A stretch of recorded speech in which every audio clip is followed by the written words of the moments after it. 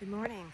This is Colleen, and I live in New England, and I like to take videos of my garden at different seasons so I remember how things did. And I thought I would share this with you.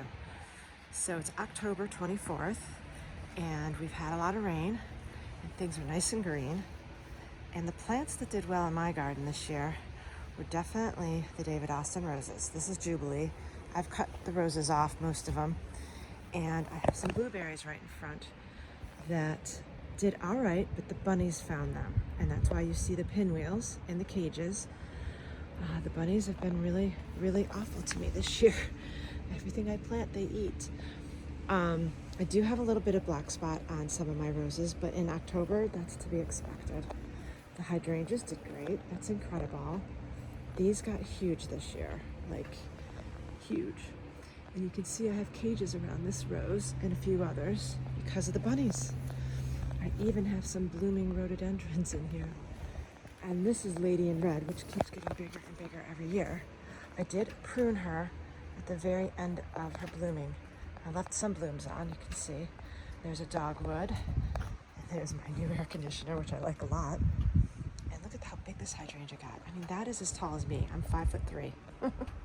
That is a tall hydrangea. I've enjoyed the late blossoms. I've made a lot of bouquets.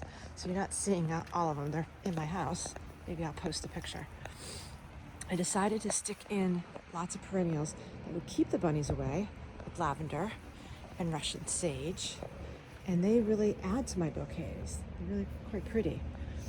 And then I have back there an Eden climbing up, and it was voracious. Those took right off. I'm very happy. My window boxes are hanging in there. I'm going to take everything out a little bit, put in some bulbs. And then I have some geraniums here that I put in that are annuals, but I heard they keep the Japanese beetles away. So that's why I put those in. Souvenir de la Malsam. I'm not very good at French. Prolific bloomer. Got a little bit of mildew, but smells amazing. And this is Boscabel, which has some faded blooms on it now. The good ones are in the house. Did really well this year, David Austen.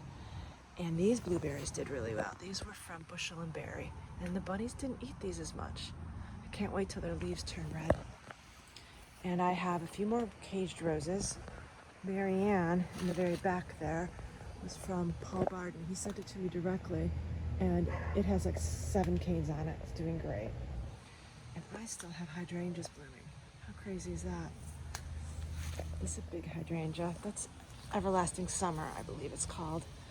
And this is Alexandria of Kent, Princess Alexandria of Kent. She had a lot of black spot, and it's driving me crazy. I have de-leafed her several times, defoliated her. She still produces blooms, don't get me wrong, but I don't know what to do about the black spot with her.